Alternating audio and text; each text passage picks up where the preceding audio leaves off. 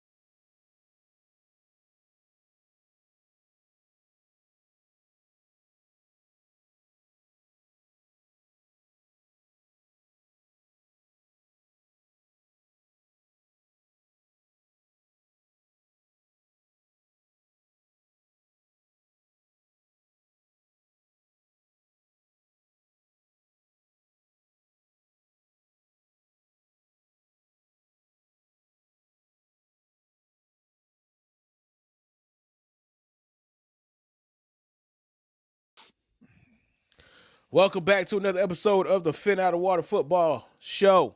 We are back to react to Week 13, and what a beautiful Week 13 it was, man, for 31 out of the 32 teams. But it was not beautiful for the team that we talk about every damn week. Rod. Your Miami Dolphins were a sight for sore eye on Thanksgiving Day in prime time. They did not show up, but we'll get to that, man. On today's episode, we are reacting to the Eagles, Eagles Baltimore Ravens game with MVP ramifications. We're gonna do a little bit of your wedge, your red zone or whatever. Man, I'm all discombobulated, bro. I'm tired, bro. I'm sorry, dog. I'm all over the place. I Hey, apologize, man. you know what, Herb? It's okay because at the end of the day, like I'm tired too. Like we're all fucking tired now. We're tired, Like that's man. that's adulting now. You know, Yeah, that's just man. what it Trust me, is. that's one of my worst intros ever. Listen, man, I'm still pissed off at these fucking Dallas Cowboys that don't know how to get right, dog. It's a lot going on, man. So that's it, man. But let's go ahead and break down Week 13, man. Starting with your Miami Dolphins, Rod. And again, like I said, you guys were on prime time. You had the 8:30 slot for Thanksgiving. Everybody in America was tuning in to watch you guys. We were full, we were fed, and we were all sitting on the couch ready to devour what was the Miami Dolphins versus the Green Bay Packers, man. And I will say this, I will say this, I will say this, and hopefully this will be the last time I have to say this. But Rod, man, the Miami Dolphins are who we thought they were, man. They are not Shout out to the beating, great Denny Green, man. Shout out to the great Denny Green, man. you guys are not beating any allegations.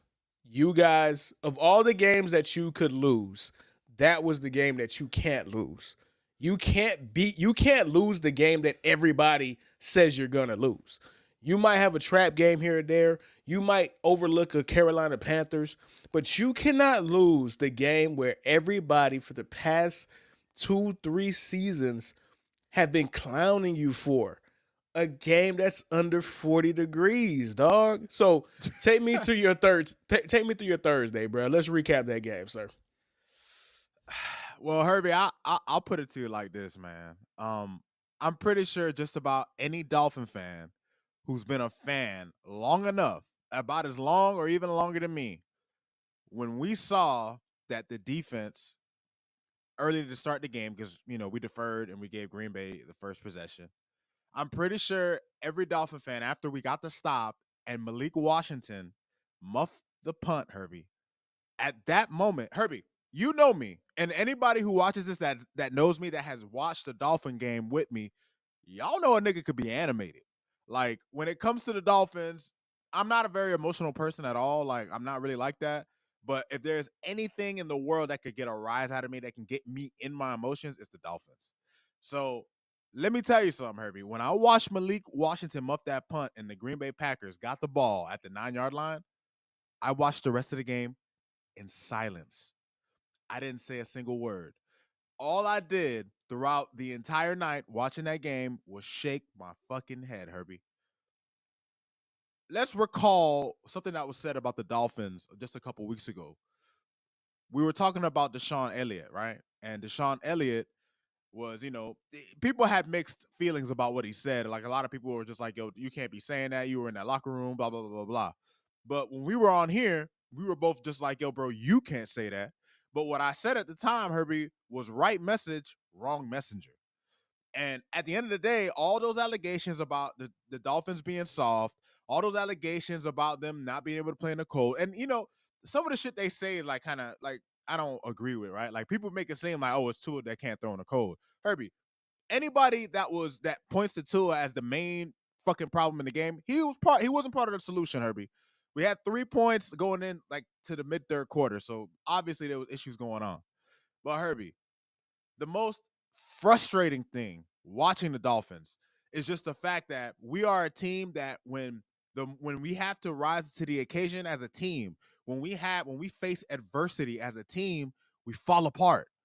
So, the defense could have stopped a little bleeding after that muff punt. You already got a start to stop the game. You give up a touchdown, cool.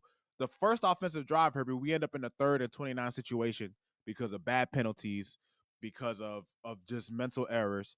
We have to punt. Green Bay just marches down the field, and we're down 14-0 before you could blink. So when I watched that game on Thursday, Herbie, I was able, it was a microcosm of our season as a whole. We put ourselves in a hole that was too deep to come out of. And a lot of it was because of mental errors.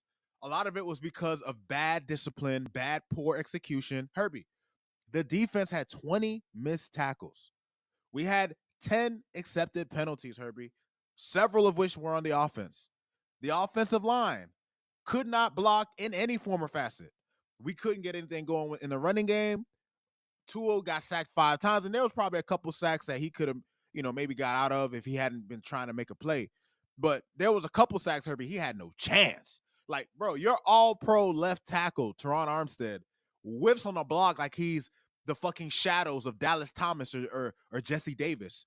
Some of the putrid turnstiles that used to be on our offensive lines in the past that were part of historically bad offensive lines. He didn't even get a hand on a guy in one of those. Like, nigga had no chance. Like, every facet of the football team, Herbie, whether it was the offense, whether it was the defense, whether it was the special teams, nobody could have anybody else's back. And listen, I'm gonna give props to the Green Bay Packers, Herbie. Like, I was looking forward to this game because this game was a measuring stick, right? We beat up on a couple lower level teams like we normally do, and then we will see where we're at with the Packers. And where we're at is where we've really been the past 3 years under Mike McDaniel, Herbie. And I'm starting to wonder if it's a culture issue. Like the Dolphins, for whatever reason, when we go up against the top competition, our talent, like we have, like you can see our talent level when we play mediocre to bad teams.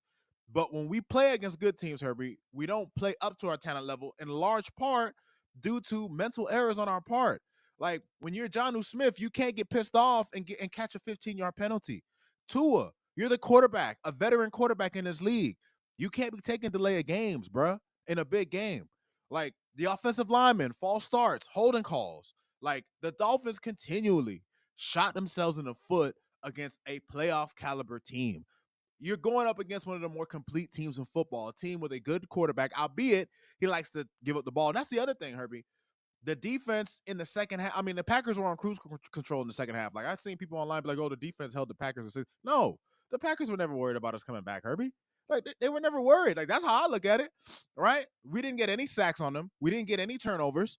Like, Herbie, our defense didn't really make any plays against the Packers and against an offense that can give the ball up. Like, Jordan Love has probably had 2 games this season where he hasn't thrown a pick. Guess what one of those games were, Herbie? The Dolphins game. So, it's when I watch these Dolphins, Herbie, it's just frustrating that every time we have a chance, every time the Dolphins have an opportunity, because I'm a big believer, Herbie, no matter whether it's football, basketball, your job, whatever the case may be, when you're aiming for something, when you want to prove something, you always have an opportunity to do it. If you're not dead, if you're not out the game, you always have a chance to prove people wrong. You always have a chance to change the narrative. And Tua was talking all that, and he didn't really play that bad. Like he missed a couple throws in the first half, Herbie. And here's the crazy part. I see a lot of Dolphins fans. Like the people outside is cool, but I see a lot of Dolphins fans who are crucifying this man. And I'm thinking to myself, Herbie, like, I get it. He's a quarterback. He's a $200 million man. He's the face of the franchise. He has to bear some of the culpability no matter what. I get that. But Herbie, you're going to be more mad at him than the defense that missed 20 tackles, made no plays? You're going to be more mad at him than the offensive line that couldn't run block at all, that couldn't pass block at all? You're going to be more mad at him than the special teams that gave essentially Green Bay the first score of the game and completely killed the tone that we tried to set early on. Like the Dolphins are a team as a whole, Herbie, and even the play calling, like Mike McDaniel regressed as a play caller, Herbie. I Whoa, all noticed. right, relax. All right, man. You were pumping hot, baby. You're pumping hot. You were revved up. You were revved up. I can't even keep up. You going here, this here. All right, let's focus. You I got was hot. smoke for Listen, Herbie. niggas. Hey, listen, I've been holding this in for a few days, bro. You've I've been holding this in simmering, dog. You've been simmering. Hey, I've been baking like turkey, dog. Like straight up. Like You sure? Listen, you sure you wasn't a turkey in the oven on Thursday, dog? Cause you were cooking right now. Relax. nigga. All right, Hey, so I see let's. the stuffing falling out of me. Man. I see it Okay, right how now. about this? We're gonna dissect this thing one by one. All right, so let's. It's a quarterback-driven league. Everybody wants to talk about quarterbacks. Quarterbacks are the most interesting aspect of football. So let's focus in on that point that you're talking about with Tua specifically, right? He is a $200 million man. He did have his mistakes. I am gonna throw this. I'm gonna throw this entire game out the window because this is gonna be a game 20, 30 years from now. People are gonna be like, "How did they lose that game?" Tua ball. No, it was 27-3 at one point. Like that was a lot of. He just It had was to a throw lot the of ball. empty. Yeah, He it was had a to lot throw of the empty ball. calories, right? Yeah, But this is a game where I'm not blaming Tua for that game. Like, I'm not going to blame Tua for that game. I do want to have this conversation, though, because it's a very important conversation to have. This is 0-8 now. Now, is it all his fault that he's 0-8 in games that the weather is under 40 degrees or lower? I don't know. But there is something to be said about it. And the problem that you guys are going to run into, and the problem that you guys are going to run into for the foreseeable future, we said on last week's pod, you motherfuckers are in the AFC. You have to go to Baltimore. You have to go, if Cleveland is good, you have to go to Cleveland. You have to go to Pittsburgh. You have to go to Buffalo. You have to go to Cincinnati. None of your teams, you're a dome team that plays in an outside conference. You're not in the NFC. You don't got the Atlanta Falcons. You don't have the Dallas Cowboys. You don't have the Detroit Lions. You don't have the Minnesota Vikings. You are in the outside. We outside conference. Y'all niggas is outside. Y'all like to be in the club. Y'all like to be in the streets. Y'all the outside conference. The NFC, we are homebodies, man. We want to be nice and warm in the dome. You know what? I never thought about that. The NFC does have a lot of teams that have a dome. I didn't. We have a lot. That is why the Packers have struggled in the NFC playoffs with Aaron Rodgers. It might be different with Jordan Love. It's to be determined. But they're a inside team that plays in the worst conditions imaginable in Wisconsin in February and January. They're built to play fast. They're built to play in a dome. The Dolphins are looking like they're built to play in a dome. And again, it wasn't even that cold, dog. And dudes didn't show up in this game. That's the real alarming part.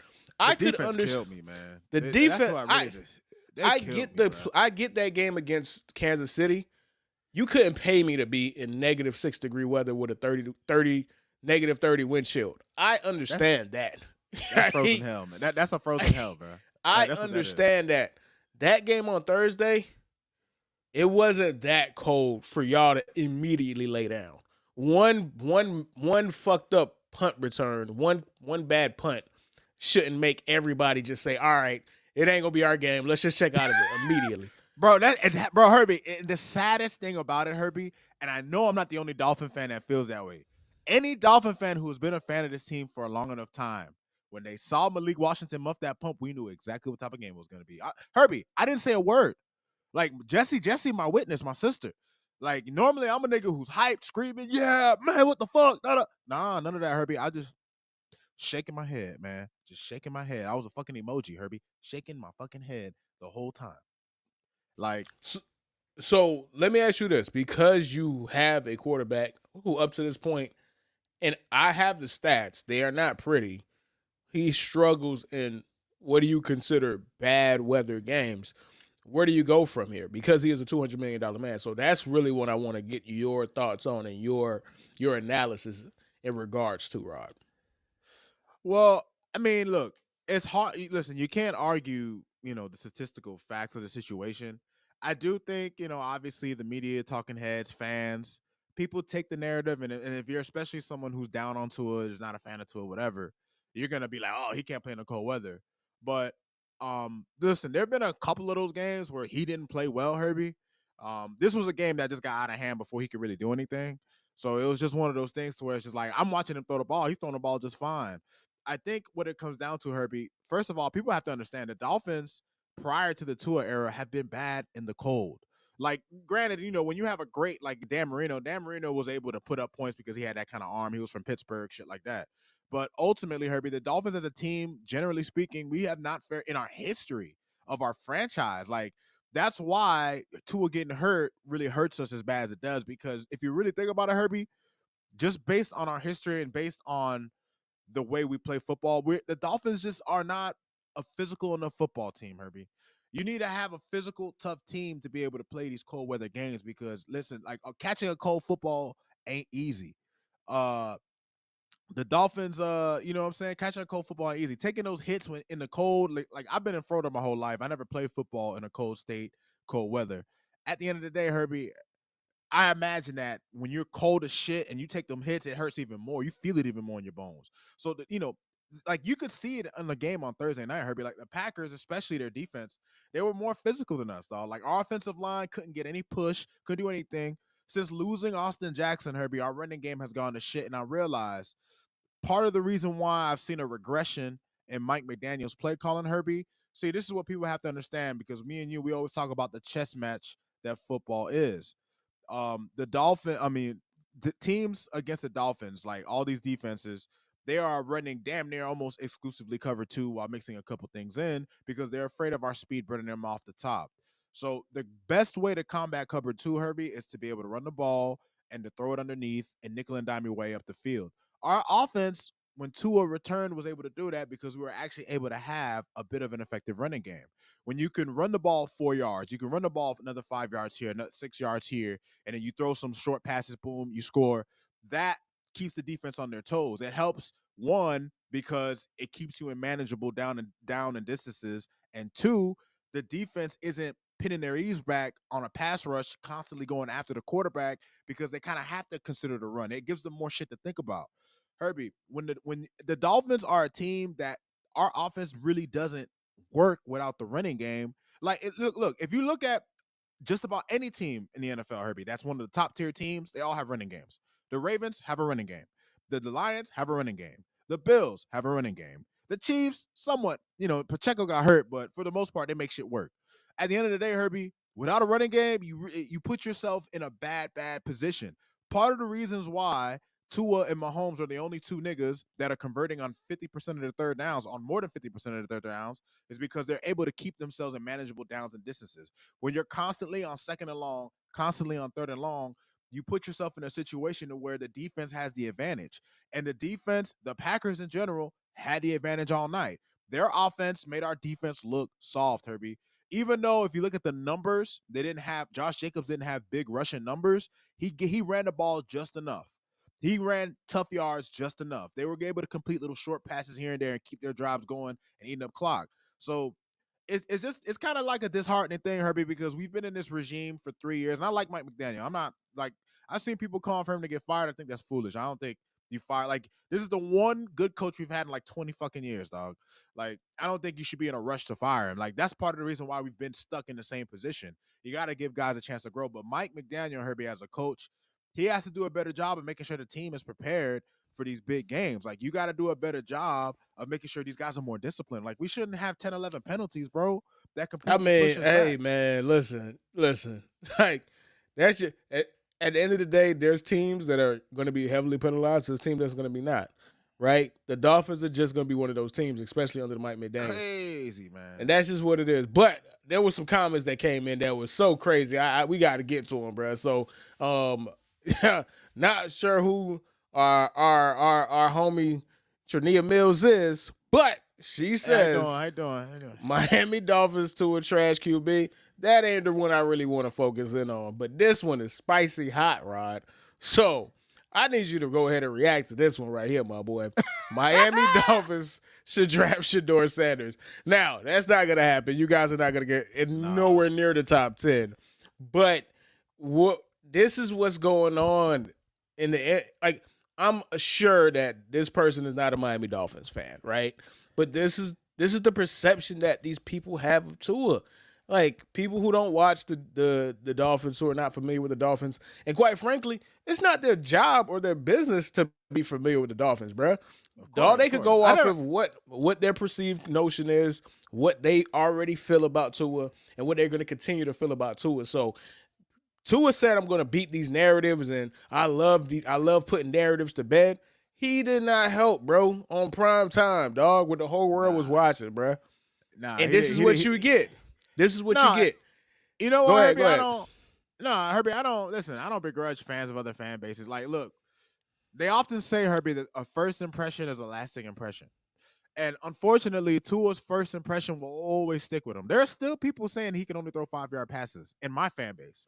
Which is I see it pretty, on which is Facebook. pretty ridiculous. Like, That's like, like, so I, ridiculous. like Herbie, like it's so crazy to me, dog. Like I get it from like Trinia. I appreciate, I appreciate any comments, any Yeah, positive, we negative. absolutely, Thank you. absolutely. If you got anything to say, go ahead, y'all. Y'all, it's America's a free country. Like I ain't mad at that, especially if you don't follow the team. But it's when people who follow the team be like, bruh, y'all know, like, listen, we haven't had a quarterback like Dan Marino since we've had him. But Herbie, we haven't had anything close since Tua. Everything in between has been nothing but pain and suffering. You seen how the team looked the 4 weeks he was out? Imagine 20 fucking years of that. With an occasional Ricky Williams here, an occasional Ronnie Brown here, an occasional Brandon Marshall here, which never really amounted much to anything. Like, look, I get that Tua is not people's favorite quarterbacks. He has his limitations, but he is an elite passer in the league, Herbie. Like, the film will tell you, the numbers will tell you. Like, I don't know what else the man has to do other than I know what he has to do because Dolphin fans will want it too, Herbie. And this is the one problem I have left with Tua because I don't really have a problem with this game. What I have a problem with is that at the end of the day, he needs to have some big wins under his belt, Herbie, or else he's going to be the Matthew Stafford of South Florida. You're going to be a good, talented quarterback that some people know is good, but they'll never give you the credit you deserve until you win something, Herbie. At the end of the day, you could be good. You could put up nice numbers. Like this game, Tua put up nice numbers, Herbie. They're real nice. Great But numbers. Awesome if you numbers. if you were watching the game, like Herbie, when I saw his numbers at the end of the game, I was like, "What? That nigga threw for 360 yards." He had the most I'm not Like, I was like, this ain't "What?" hyperbole. He had a top 5 least impactful 360-yard game of all time, bro. It's in the top 5. It was the quietest 360 yards I ever seen, bro. Man, that Like, shit was quieter than a mouse trying I to was get like, cheese. That like, shit was quieter than a highly trained ninja assassin, dog. That shit bro. left no footsteps. I could have Superman hearing, and I didn't hear that fucking 360 yards, bro. It was that quiet. It was that fucking quiet. Bro. So yeah, Bro. it was very quiet. No impact, no nothing. Again, it was 27-3 at one point. Like Mid third quarter, man. mid third quarter. Like, it was just a debacle, man. Like, It was one of that's what those the games Dolphins. where you just like at some point even the Dolphins were just like, all right, bro, we're just waiting for this shit to hit 0-0, dog. Like we don't. Yeah, we just want to go. We just want to go. We just want to go eat, bro. At this point, let's try this one to the All game. right. But look, Herbie, Go ahead. Go ahead. Just to finish, just to round off my thoughts on this, because we've been talking, like, I was getting hype, Herbie. I knew it was a lot, too much. Especially watching that game on Thursday, it was too much to ask the Dolphins to run the table. That I knew. If I'm being honest with you, I don't think we have any hope of really making the playoffs, Herbie, but they're still technically alive. But I'll be honest with you, Herbie. I got to see what we do. I think the next good team we play might be the Niners. It's either the Niners or the Texans. We get one of those two teams first. That's basically quote unquote the Dolphins season. If you ask me, the season's kind of like after losing this game, it's just it gave me flashbacks, PTSD actually of the end of last season when we were depending on the Dolphins to do something. We were leading the division the whole year, blah blah blase. Strike out the last 3 games, and Tua played badly in those games. He hasn't even played bad. That's what Herbie. You know what hurts? What hurts me the most is if you look at Tua's numbers and all our losses, and if you could throw the stats out in this game, like they look good, but it didn't really matter. But the previous 2 games we lost to the Bills and the Cardinals, he legitimately played well. Yeah, he was and we great. still can't win. He was And great. we still can't win. And it makes me think about teams like the Bengals. Like sometimes in football, Herbie, it doesn't matter how good or great the quarterback is or how good or great the offense is. if everything else around them is shit, like look at the Bengals today. Look at the fucking Bengals today, dog. No matter what Joe Burrow and that offense does, their defense can't stop anybody. 4-8 on the season with a top 5 quarterback and top 5 receiver. That's insane to me. And like it just goes to show how humbling of a sport football can be. Yeah, and I want to go ahead and leave on this one point, and this is where, and I want to get your reaction to it because this is the separator though, right? You can't even be considered with the Bengals because the Bengals been to a Super Bowl. We know Of this is a course. one-off with the Bengals. We don't expect Absolutely. the Bengals to be in this situation maybe for not for another 5 years. This seems familiar with the Miami Dolphins, and that's the problem. Ultimately, that's the problem because it's like no matter how much you want to believe in them, no matter how much you want to really try to just put your foot down and sink in with it, ride or die with them, there are things that's going to happen in the season that's going to say, "Ah, shit, here we go Same old again, bro. Dolphins. Same old Dolphins, dog." Same old In Dolphins, that man. game, this is we're going to see what this team is made of, and we're going to see if this really is a culture problem because you should want to dominate the rest of the season to the best of your abilities if you can for the rest of the season. If they Facts. go left instead of going right, you do have a culture problem, and we'll leave on that note. All right, man. Before we get into the rest of our week 13 observations, man, I want to go ahead and break down the game from the Baltimore Ravens and the Philadelphia Eagles because honestly, that was the only interesting game pretty much for the whole day. You know, some of the best games came on Thursday. We had big game. Well, I tell you that, but we did not have big games on Thursday. Cowboys and Giants. The fact that was the 425 game was that should be illegal. It ended up being Oh God. well, the Bears and Lions was all right. Like that That game was had a lot yeah. of drama. It had a lot of Yeah. drama. It ended great, right? But this was really the marquee game of the entire day, and this is a huge game for two people involved in that game. One person was Lamar Jackson. The other person was Saquon Barkley. That was going into it. Mhm. This was a battle for the MVP supremacy, whatever you want to call it. But what really happened, and my biggest takeaway from this game, Justin Tick, Justin Tucker Tuck. was Justin Tucker was on watch. Yeah, no, he's not on watch anymore, bro. He's fully washed. He's cooked. Take him out the oven. He's burnt crisp. He's black. He's black. He's overcooked, man. He's overcooked. He's Dog. overcooked. We're in a Justin situation because like I wanted to come and have, some animus towards the Baltimore Ravens for blowing another game, a big game that they need, and not coming to dominate the way they're supposed to. But when your Hall of Fame kicker misses 2 field goals and a point after in a game that you guys lost 13 to 24, 12 to 24, when you were up 9-0, it's hard to blame anybody but the kicker because he took you out of the game entirely. Like That's a whole touchdown right there. Two that's field goals and an extra point. That's a whole touchdown. That's a whole touchdown process right there. Gone. and the biggest problem is not that he missed these 2 field goals, is that not only has he missed 2 field goals today, it's going back to last year. He's been ass. You can't go into the playoffs with this man. Like, you can't do it. No. Like, I have my criticism for Lamar Jackson. He missed a lot of throws today, and he was good for the most part, but it just is another game where it's just like, all right, dog, we want you to go to that next level, and I'll get to that down the road, but I want to know, how do you feel about the Baltimore Ravens, dog? Because it's just like the Miami Dolphins. I know it's people in Baltimore and Maryland and the DMV area that's saying the same thing, bro. Here we go again with these fucking Baltimore Ravens, dog. So what was your biggest takeaway, Rod?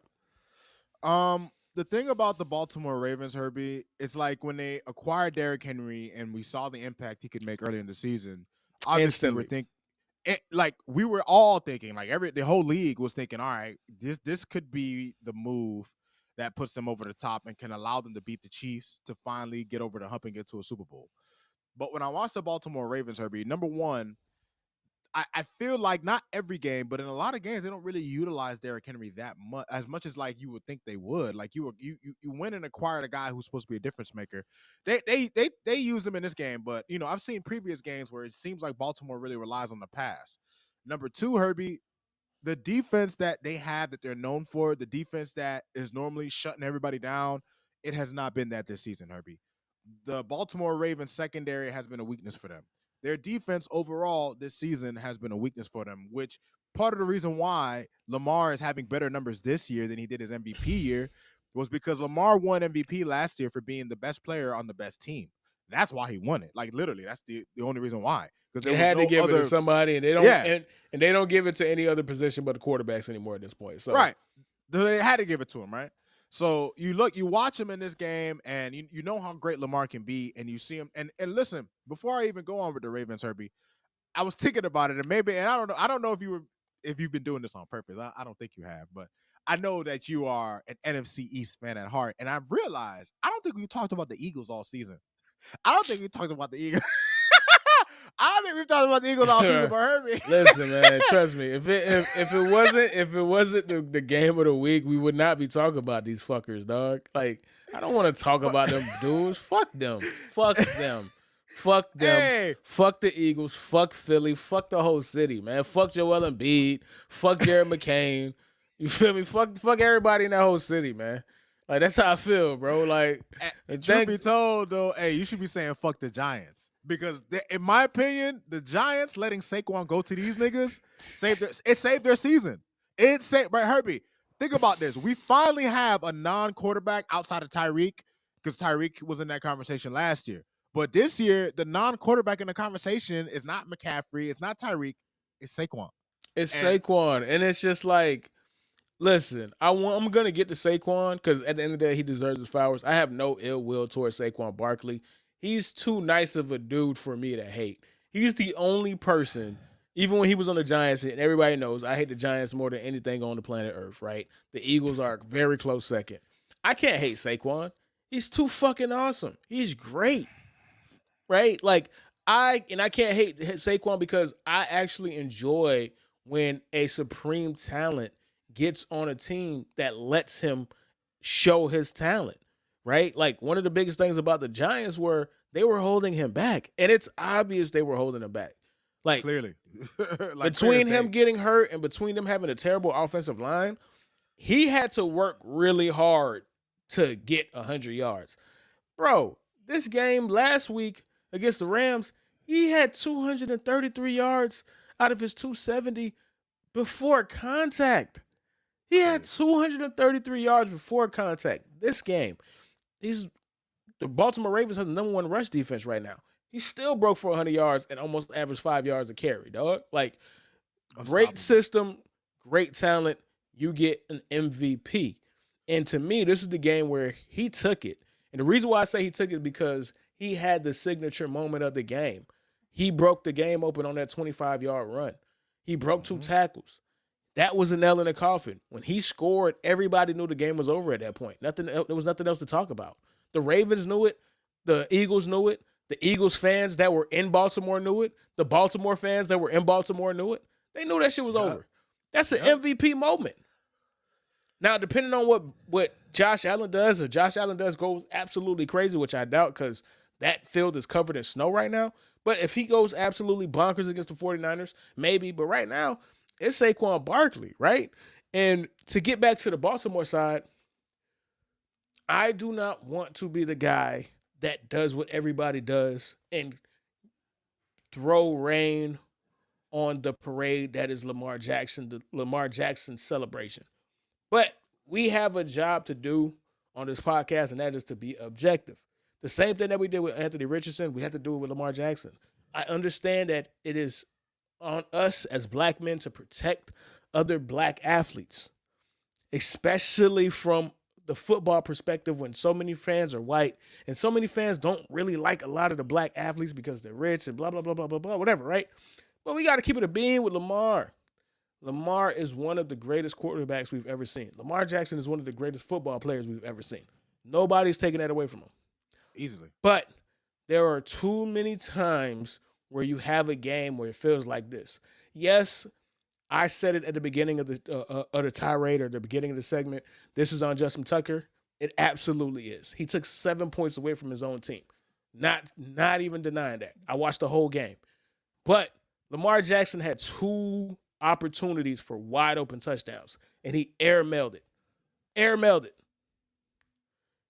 If you do what you're supposed to do, if you execute, Justin Tucker is not even in the fucking picture.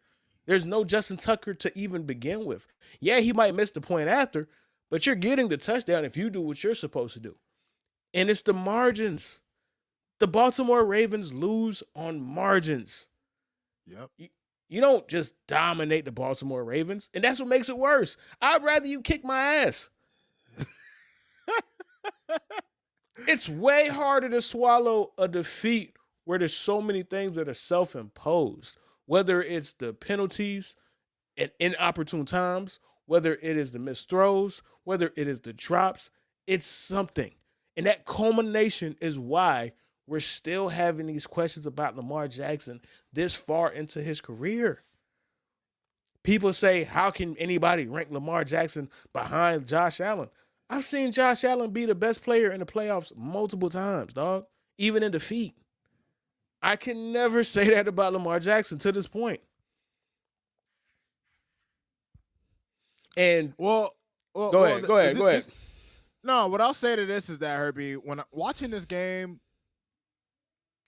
I mean, to be honest, like how I feel about Lamar is like it's the same. Like, but watching this game, I think is kind of just if you're a fan of the Ravens and you watch this game, you probably had a sick feeling that you might be feeling deja vu come January. Like you might be having like when they go up against the Chiefs, when they go up against the Bills again, because listen, they spanked the Bills the first time they played them. I don't think Buffalo would let that happen again. You know what I mean? Like with Josh, like a great quarterback with a great defense, I don't think you're just gonna get that. You got him on a bad day, right? Um, you know, the thing is, we know what Lamar Jackson brings to the table, right? Two-time MVP, one of the most special. Like honestly, Herbie, even though the comparison is kind of weird when you look at like their overall skill sets, he is this generation's Peyton Manning right now. Like he's the guy who he's winning the awards, but he doesn't have the playoff success, and he has a rival that he has not yet overcome. Those of us who grew up in the early 2000s, that seems kind of really familiar, right? Peyton Manning was the one winning the MVPs. Peyton Manning was considered widely a great, the best quarterback, one of the great quarterbacks, while Tom Brady was winning Super Bowls. And Patrick Mahomes right now is in his Tom Brady era. But when I look at the Ravens, Herbie, is when you watch the games like this, these are the games that make you think like, damn, Baltimore, like we want to believe in you. We always want to think this is the year. But when you see the game, you're going up against, the Eagles are Super Bowl contenders in the NFC, no matter how anybody feels about it. You look at, they're a complete football team. Baltimore is not a complete football team. Baltimore has a suspect special teams. Baltimore has a suspect defense. So even if, Herbie, and this is just my opinion, even if Lamar is able to make the plays in a playoff game, if the other sides of the ball, if the other parts of your team can't hold their end of the bargain, you're just going to end up coming up short. And the sad part is, no matter what, because the quarterback's on the face, you're going to take the blame. Now, this wasn't one of those games. This wasn't one of those games because their defense held the Eagles' offense in check for the majority of the game. Like, it wasn't a game where the Eagles' offense was doing whatever they wanted. So any criticism he gets in this game is warranted because, like you said, he missed some golden opportunities to put the team ahead. But it's just this game just feels like a precursor for what's to come. That's how I see it. And to me, and again, this is why I love the NFL because things change so fast. 4 weeks ago, I would have put my life savings on the Baltimore Ravens winning the championship because they looked that dominant. And then they went and lost to the Browns. And then they lost to the Raiders. And then they lost this game. And now I'm just like, all right, come on, guys. Like, come on. Like, what are we doing? You guys, and I guess that's going to be the theme of the episode, bruh. You niggas ain't beating the allegations, dog. It's a whole bunch of non-allegation beating ass teams in the NFL right now, dog. Right and now. It pains me. It pains me to, you as a fan of the Dolphins, me as a pseudo fan of the Ravens. It pains me to have this conversation on this platform, but we got to keep it a bean, dog. One niggas can't play in the cold, and one niggas just let shit happen that just blows up in their face, bro. Them niggas, they walk around with C4, dog. They just walk around with C4 that's gonna explode in their face sooner or fucking later, bro. That's the Baltimore Ravens, man. All right, man. But with that, man, let's go ahead and get your red zone observations, man. A little quick episode today, man. So go ahead, Rod. How you feeling about your red zone observation? How was red zone this? How was your red zone viewing experience before we actually get into it this week, man? Was week The rest 13 of good, man? week 13 was, you know what? Week 13 was good because I went into it with low expectations. When I saw the slate of the games today, Herbie, I was just like, damn, today's gonna be kind of a hard day to pick games to talk about. But a lot of the games ended up being more entertaining than I thought. Like the Bengals Steelers, like there were some good games. Like I can't even hold you. Like today actually ended up being a pretty entertaining day of red zone, surprisingly. So anyway, let me get through, some of my takes that I have for y'all. First one that I have for the New York Jets. I love y'all know I love y'all the other boys. Y'all know I love talking about the Jets. Aaron Rodgers throwing pick sixes to D linemen. Sad. Herbie, I gotta tell you, man. The Jets have given me like I am a Jets hater of the highest degree, Herbie, and the Jets have given me a season despite, they say misery loves company. And, in real life, I'm not really like that. But in football life, I'm 100% like that because the Dolphins have been a miserable franchise for a long time. So obviously, the Jets have kept us plenty company for the past several decades, right? And watching that game today against the Seahawks, the Jets were having a day where they were feeling good. They were in control. At one point, they were up like 14-0. Fucking, and then next thing you know, then they had a punt return for a touchdown or a kick return actually for a touchdown. Like the Jets were on cruise control. Their defense was looking stout against the Seahawks. Everything was going good. And then Seattle scored 19 unanswered points, Herbie. The Jets are gonna keep jetting. Aaron Rodgers with the pick six. What else happened? Hell, at one point the Seattle Seahawks had a possession where they had 7 snaps at the goal line. Herbie, the Seattle Seahawks and finished that possession with a sack of like a 20-yard loss, and these niggas still came back to beat the Jets. I will cherish this season as a Jets hater for the rest of my life because I did not think that that the dumpster fire would have been so great. I didn't think I would see mushroom smoke, Herbie. It's just been a complete bomb.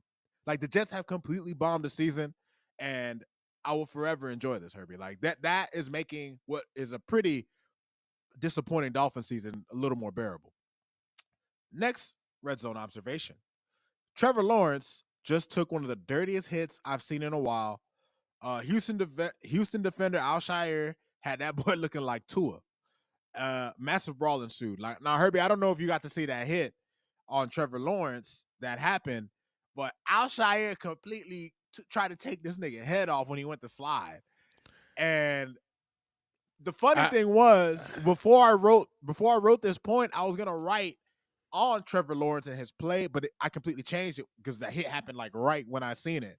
So, because I was originally gonna write something along the lines of like, oh, like Trevor Lawrence is just like, how are Jags fans feeling right now? Like that's what I was gonna ask, and then I saw the hit. But what's your thoughts on that? Did you see it? Yeah, I'm pretty sure you probably seen that hit that No, Alshire put I on. seen the hit, man. It was crazy because it's like, all right, I tried to get homie to grace, but not only did you go in at him and you had the opportunity to pull up, you threw your bow at that dude, bro. Like you wanted to inflict pain. So when I saw Evan Ingram bang his head against the ground, I'm like, hey, bro, you deserve that shit, dog. Like, listen, Hey, man, I get it. I understand. Which actually I don't understand. I don't understand how hockey players could have full on brawls, but football players can't. Listen, let these dudes scrap it out a little bit, bro. Let them go ahead and box, and we're gonna get rid of all of this shit. Cause some dudes got to get the ass kicked, bro. Getting ejected or thrown out the game ain't gonna do it. Somebody got to get his ass kicked. That's how you're gonna learn. And again, I am a proponent of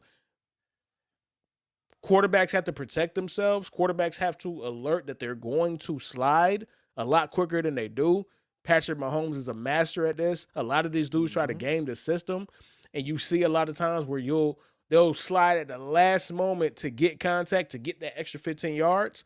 And I understand that, But there was enough time for homie to see that, dude, this guy's going to the ground. Like, I seen it in the game against the Patriots. Drake May slid and people pull back because it's a slide. Right. Like, it's a slide. And now this isn't 2-3 years ago when they first implemented the rule. Like, the referees are really good at saying, hey, bro, you started your slide 3-4 yards back. That's where we're going to put the ball. So you don't even have to hit these dudes anymore, bro, because the referees are going to take care of it or get that shit resolved themselves. So it was a very bad hit. And yeah, homie's finna see a nice little present, dog. Oh yeah, From the league offices. He's paying for nice sure. Fine, yeah. He got a nice fine coming, dog. But go on, bro. What else you got for me? All right. So my next one is this was from the New England game I was watching. The kicker misses a chip shot. Special teams has been abysmal this entire weekend. Dating back to Sunday, Herbie, when I saw Malik Washington's muff punt. You talked about it. We talked about special teams in both the games we spoke on, right? Justin Tucker missing 7 points worth of kicker points.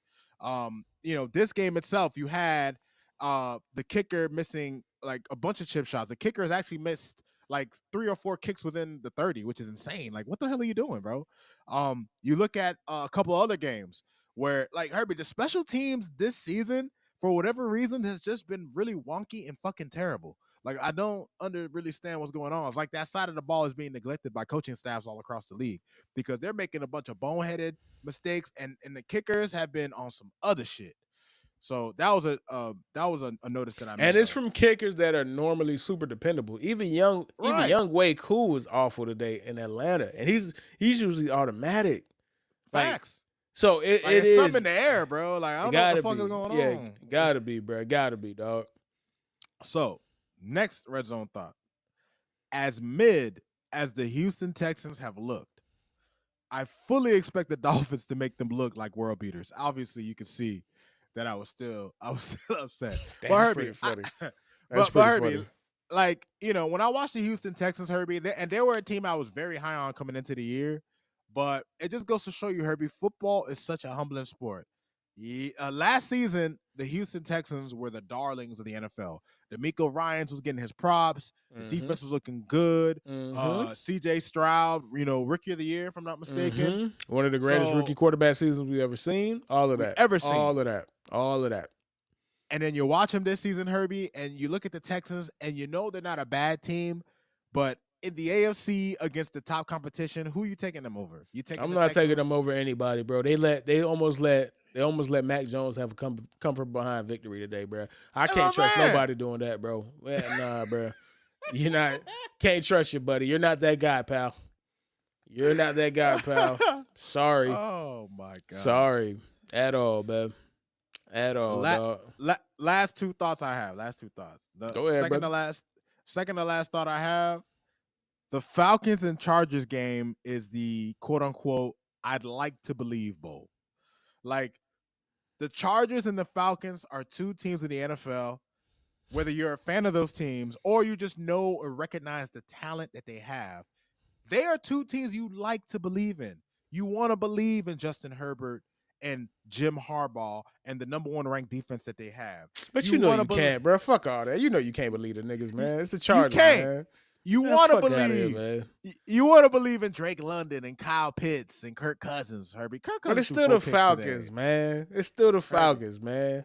That's why I said they are the I'd like to believe bowl, because you watch those teams, you want to believe in them, but it's funny because it's so funny because I was watching a lot of that game on Red Zone, and it truly was the unstoppable force meets the immovable object, dog.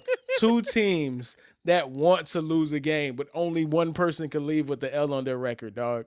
And it clashed. It was a gladiator brawl, dog. It was Thanos versus Darkseid, dog. It was Zeus versus Hades, bro. Somebody had to lose that game. Whether it was Kirk Cousins throwing 4 picks, whether it was Justin Herbert taking awful sacks, whether it was bad drops, people missing, like, It was a beautiful game to watch if you truly believe that nobody wanted to win that game, bro. It was the perfect game for you, dog. And God, shout out to the fucking schedule makers, dog. They said we need one of these games every season, bro. Nobody wants to win game, dog. And nobody wants to win less than the Atlanta Falcons and the fucking Los Angeles Chargers, dog. Fireworks. Fucking fireworks, man. Jesus Christ, dog. 17-16. That fucking game or whatever the fuck the score was. You gotta be 13, even worse. You gotta be kidding me, dog. You gotta be kidding me, With dog. all the talent that these teams have, bro. It's you just have crazy. Hall of Famers everywhere in that game, bro. Derwin James, all of these guys. You have bro, Rashawn Slater, Joe Alt. Like, you have too much talent on both sides. Drake London, Bijan Robinson, dog. Like, there's too much talent everywhere for you niggas to not want to win. Crazy. Crazy, dog. But go ahead, your last point, sir. My final red zone thought, I didn't write this one down, but this one I kept up here. And that's because before I left to do, for us to come here, I caught the end of the regulation of the Panthers and Tampa Bay game. And actually, this red zone observation is actually, I'm gonna pose it as a question, Herbie. Is Bryce Young a redeemable quarterback? Is he redeemable, Herbie? Is he redeemable? Because he actually had to drive what would have been a game-winning drive, but Baker was clutch as fuck. In 30 seconds, he got a fucking field goal, and they went on to score in overtime. But I found myself being impressed with Bryce Young going up a score with 30 seconds left to go in the game. Considering how he looked in the beginning of the year, where the Panthers were to start the season, how discombobulated they looked, how just completely paltry they looked. Watching him now and watching his growth, Herbie, is he redeemable? Yeah, for he's them redeemable. Or for someone else? Absolutely, he's redeemable. But you have to understand who he is, right? Like, sometimes there's things called a sunk cost. You cannot allow Bryce James to be a sunk cost. Is Bryce Young looking like the quarterback you drafted? Sure. But is Bryce Young the quarterback of the future? That is a completely different question at this point. Him looking like somebody that you could work with versus him looking like a number one pick, a number one overall pick, those two things at this point, even with him looking as good as he's looked by his standards, I don't think that he's somebody that you give $200 million to in 2 years. Because you're going to end up regretting I don't disagree, it. Man. I don't You're disagree. going to end up regretting it. But I love that he's playing better, because now all of you people that always want to complain about it's this person's fault, it's the team's, blah, blah, blah, blah, blah, blah. No, dude, the nigga was just being ass, bro. He was just ass, bro. There's nothing different about the team. Same roster. Literally. They actually got worse at receiver because they traded Deontay Johnson to the Steelers. So they're worse at receiver. Sometimes somebody's just ass. For an entire season his rookie year, in the first 4 games of this season, he was one of the worst quarterbacks that's ever been on the field. And he just stopped being one of the worst quarterbacks that's ever been on the field. And now he's a decent quarterback. That's what happens when you as a player play up to your standards. We can't keep blaming the offensive line and the coaching and this and that. They benched him for Andy Dalton for a reason, 4 games into the season for a reason. He was not capable of the job at that point in time. Sometimes you have to sit your ass down and recollect, regather your thoughts. Shit was just happening too fast for him. He needed to take a deep breath. Same thing with Anthony Richardson. The nigga needed to sit the fuck down and take a deep breath. That's why you should sit these motherfuckers and stop throwing these dudes into the fire. Right. Not everybody's Drake May who can handle being on a terrible offense. All these dudes ain't built like that. Drake May had the experience for playing 4 years with a terrible team. A lot of these dudes come from good organizations, good colleges. They have the best talent around them. So it is such a shock to be around trash that you're not built for it. You got to learn. Bryce Young went from having the most talented team every time he stepped on a football field at Alabama to playing for the Carolina Panthers. That's a culture shock, dog. And he wasn't ready for it. He sat his ass down and he became a significantly better quarterback for it. He didn't get a stronger arm. He didn't grow 5 inches. He didn't add 20 pounds. No, he just stopped being shocked by the process. So all of y'all shut the fuck up. It wasn't the Panthers. It was him. It was him. It was always him. And now that he is playing a lot better internally, you see the result, man. But with that, though, it's ironic that I said we can't blame the coaching and this and that because on this week's biggest hater, that's exactly who I got smoked for, man. And it's bad head coaches, dog. And it's time, man. It's time, dog. Rod, I'm going to go ahead and get the big screen, man. Hello, America. My name is Herbie from the Phin Outta Water Football Show. And I'm the biggest hater, nigga. And this thing that I hate, and this is a thing that I've hated for a long time in my 20-some-odd years of watching football, having the attention to detail and understanding what football is, I hate bad coaching, man. Oh man, hate.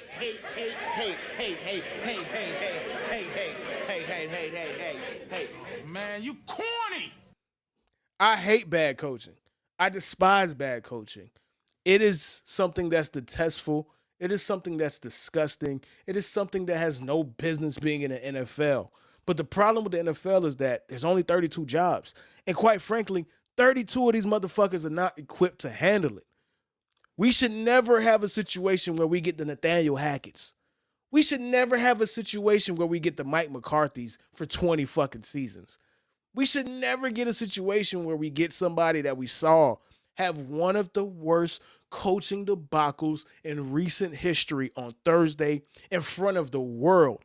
While we was out here getting our cranberry sauce and our stuffing together, putting our macaroni and cornbread on our plate, we saw a grown-ass man absolutely fail his team.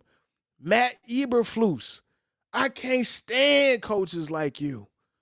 You are a black eye to the NFL. How did you get hired? Who vetted you? Who let you walk in the door and say, you know what? This guy looks like the leader of men. Ryan Pohl, the Bears ownership. There's a reason why the Bears have never produced a good quarterback in its entire history. Because y'all don't know what the fuck y'all doing. Y'all let a grown man walk and fool and finesse y'all and thinking he was capable for the job. 34 seconds with a timeout, and you don't even get a field goal off when all you needed was 10 yards? Holy shit. Matt Eberflus failed the Chicago Bears. Matt Eberflus failed his offense. Matt Eberflus failed his young rookie quarterback. Man, I hate bad coaching, man. Man, I hate bad coaching, dog. Woo! I'm sorry, Rod. I had to get that one out of my chest, man. Hey, man, you know what? You got to do what you got to do, man. Hey, listen, you know what, Herbie? I got to give you a clap for that one, man. Well said, man. I appreciate you, bro. Appreciate you. Well said, bro. And Well again, said, bro. obviously, I take it personal and I'm close to it. I'm seeing it with Mike McCarthy. I seen it with Jason Garrett. I hate bad coaching. I truly do. Because it sets everybody back. Everybody loses on a team if your head coach sucks. Everybody loses on a team if your head coach is ass. And you have a situation with the Bears. And again, there's a lot of faults with Caleb Williams. But that ain't one of them, dog. Your job as a head coach, you have one job, dog. Put your team in the best position to win. You're not going to win every game. You're not going to win every drive. You're not going to win every possession. But what you're supposed to do at the bare minimum is put your team in the best position to win. Not calling a timeout with 34 seconds when you needed 10 yards to put yourself in field goal range is insane. That is insane. I have never seen that. Yes, Caleb did probably the dumbest thing that you could ever do in that position, which is to not only audible out of a play, but throw the ball downfield for no reason.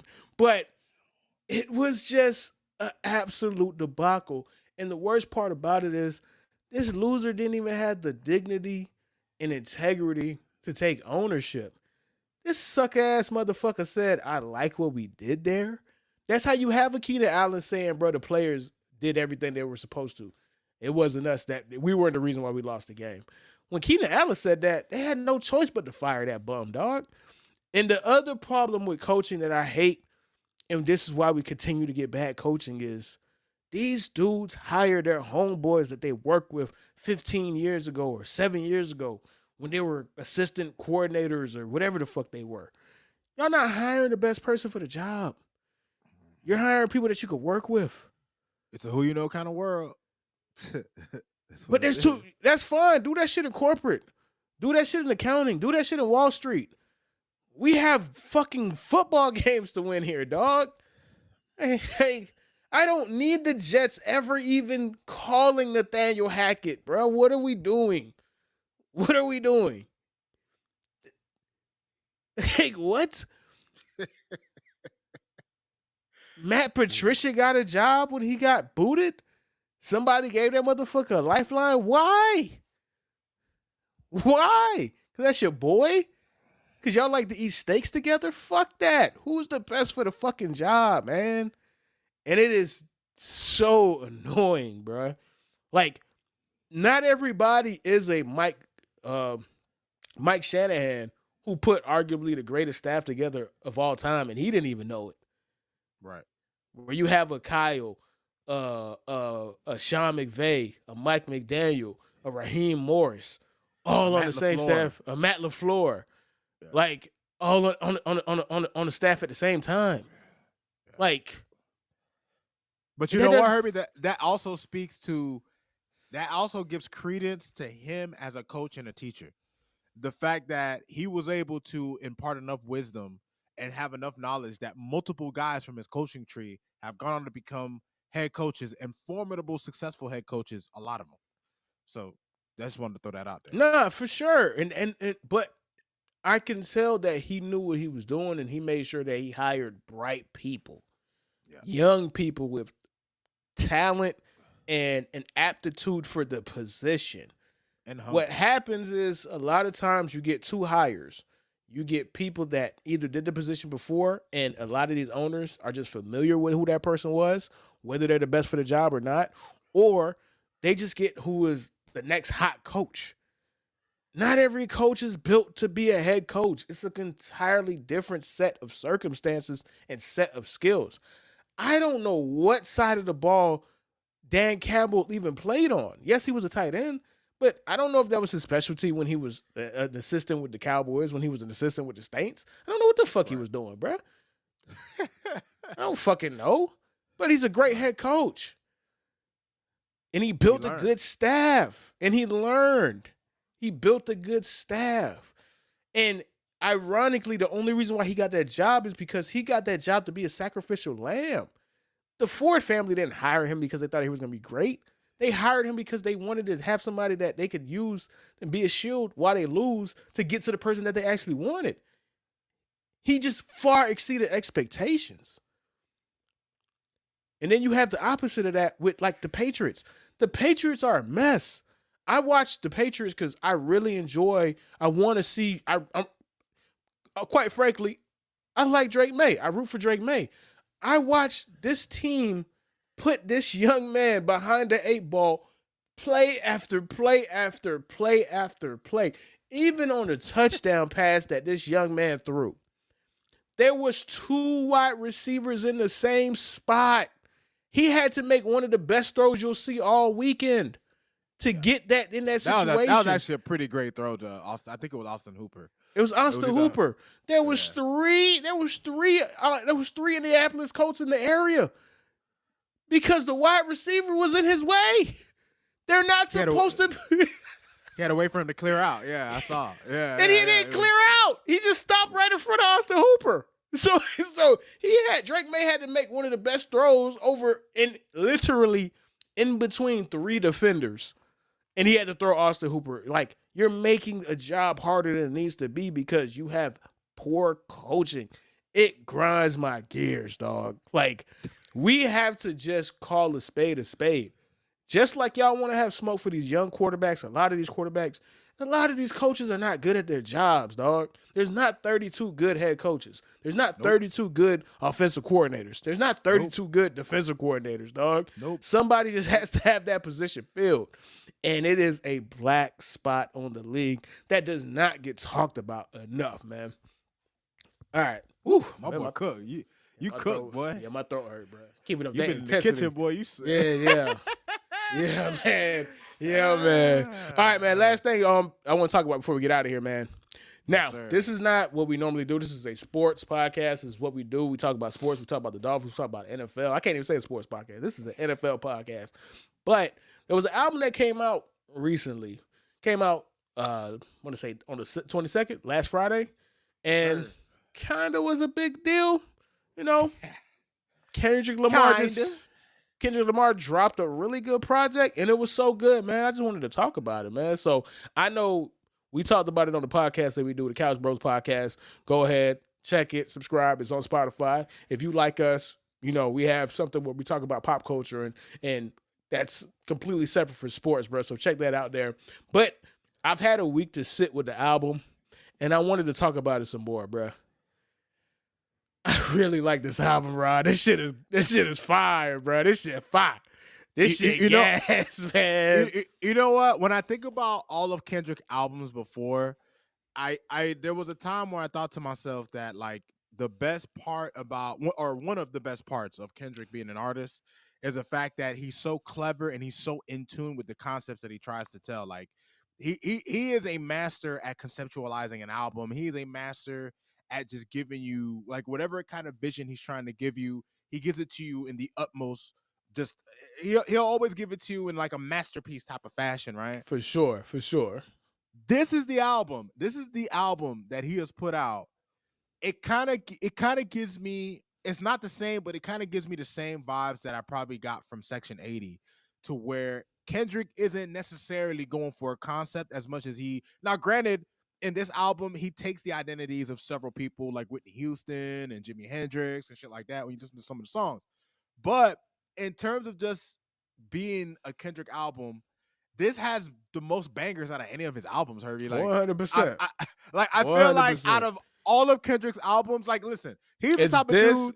It's this and Damn and everything else as far as having those bangers, right? Bangers. And this is different from Damn because Damn had obvious songs where I feel like he was kind of, and again, Kendrick is never sacrificing his art, because even when he is trying to toe that line between being commercial and being conscious and being clever and being thoughtful, he still is always going to lean much harder to the clever, true, respecting the craft side, right? But Damn, you had songs like Loyalty where it's like, all right, bro, you trying to get this shit popping on the radio. Rihanna feature. This isn't that. This just got some bops. Like this just has bops, and what makes it so good, and this is how I know an album is really good, right? And again, is this the best project Kendrick has ever put out? Fuck no. I'm not even saying that. That's not the energy that I want anybody that's watching this to even come away from have, right? This is a clear line demarcation.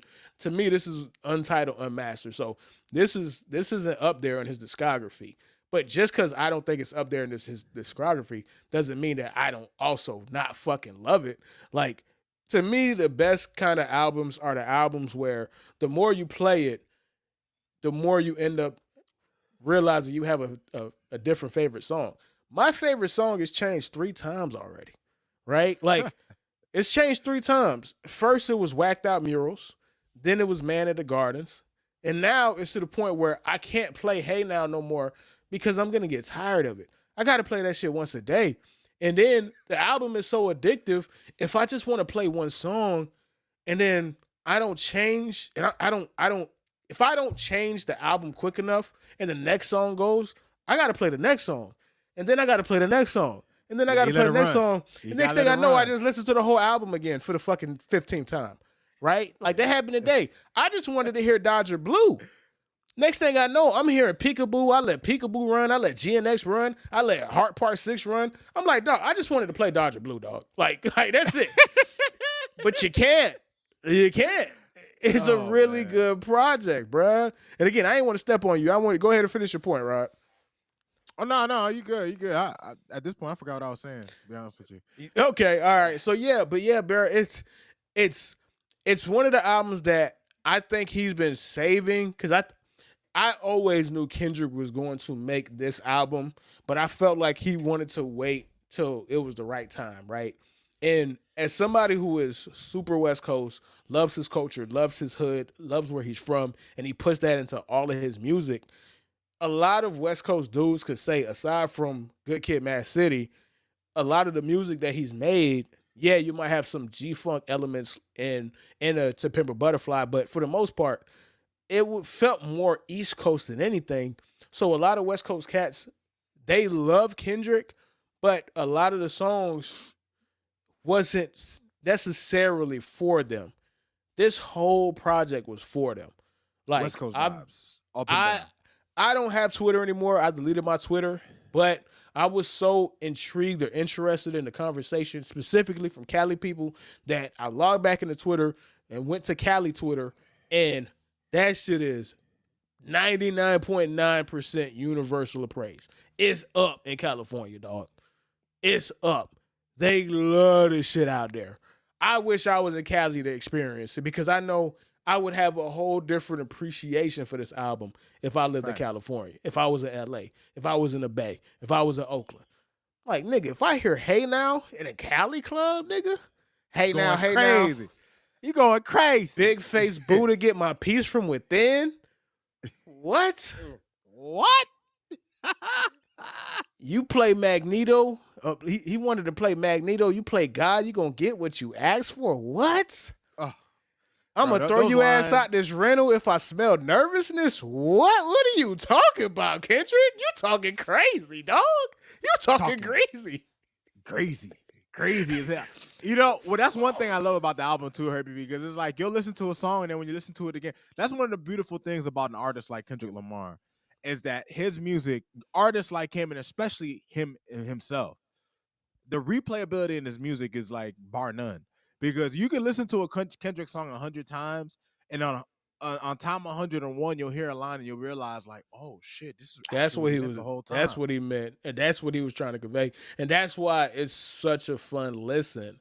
Because even the songs I didn't like, I'm gonna be honest with you, for the first couple plays, the first plays I played, I skipped Luther, bro. I was a Luther skipper, bro. I played Luther today. I'm like, yo, this shit hard. I used to skip Dodger Blue. That's all I want to hear now, right? Like, you catch little things that he's doing on the song every single time. And then the personality, right? Like, the biggest weakness that Kendrick Lamar has, right? The only thing that's keeping him from being the unquestioned GOAT as a rapper is his voice. He does not have a good rapping voice. It doesn't hit the track hard. You feel me? For me, it doesn't bother me, but I can see how it turns a lot of people off, right? But at the same time, because he doesn't have a great rapper voice, it allows him to take a lot of liberties and do stupid, silly ass shit, bro. Bing, bow, boom, bop, bam is stupid, bro. That's stupid, but it works. It catchy works. with him. He makes it catchy. It's so catchy. Mustard! That's stupid. That doesn't work for 99.9% of rappers. It works flawlessly with him, right? What you talking about? They talking about nothing. What you talking about? They talking about nothing. What you talking about? They talking about nothing. Talking about nothing. Yeah. Huh? Hey, that's my bitch. Hey, that's my bitch. Like, all of this stupid ass shit that he's doing works, and it's catchy and it's addictive, and you want to. And I think this is part of the replayability. Again, I have a lot of thoughts. Clearly, I've really enjoyed this album. I'm geeking out right now. I see that, bro. I see that. I wanna expound on the point that you just made before we get out of here. Part of the replayability is because he always throws one of these certain things in the song, like the hey, hey, hey, hey, where you might not necessarily like the song at the beginning, but you like that part, so you stay throughout the duration of the song just to get to that part. But you end up playing it so much that you catch little details that make you catch a new appreciation for the song in totality, right? Like me, TV off. I didn't love TV off now but I always let it play because I like to hear crazy. Mustard. No, not Oh, even yeah. the spooky, scary, something hilarious. Oh, yeah. And because I always would let the song play because I love that part, I'm like, damn, Kendrick kind of walking on this motherfucker. He kind of sliding on his beat a little bit, and he kind of in his pocket a little bit. I didn't really catch that he was rapping in this kind of pocket, and I'm like, oh, now I'm singing TV off word for word. You know what I'm saying? And that's just how I've enjoyed this album, bro. So yeah, man, I love this album, man. I love this album to the point where I'm buying the vinyl, and I don't even have a vinyl player. I'm buying a vinyl and I don't even have a vinyl player, dog. That's respect. That's high. That's respect to the highest regards right there. 100%. 100%. Like, this battle has showed me, bro, like, you're either for the culture or you're not, right? You're either for the culture or you're a Drake fan. And I'm both. I'm a Drake fan and I'm for the culture. But Drake is on some whole ass shit and he showed that he is just a bitch ass nigga at the end of the day. And I need to support the culture. And that's what I'm going to do. And shout out to Kendrick. Shout out to Tyler, the Creator. Shout out to all the dudes who are able to not sacrifice their art to play the radio games because they're such good artists that they don't have to. So that's my last point, man. All right, man. Any last words? Any parting shots, man? The only parting words I have is to all the people who are going to tune into this. Obviously Herb and I, we thank you guys for tuning in, showing love. We love doing this. We're gonna, try to even put out more content whenever we can, being, adult life, right? Like we all live in it. But man, I'm just grateful to always be able to do this with you, bro. Like, you know what I mean? And we'll be back at this shit next week. You know what I'm saying? Man, same here, bro. I'm grateful for you. I'm grateful for the people that's watching. I'm grateful for the numbers that we're getting. I'm grateful for the growth, the organic growth. We don't pay for no ads. We don't pay for no bots. We don't pay for none of that shit, bro. So whatever you see is people that's actually tuning in, and it's a beautiful thing to actually see the hard work come to fruition and where it's gonna go, man. So thank you again, man. And with that, we'll see y'all next week. Deuces. Deuces.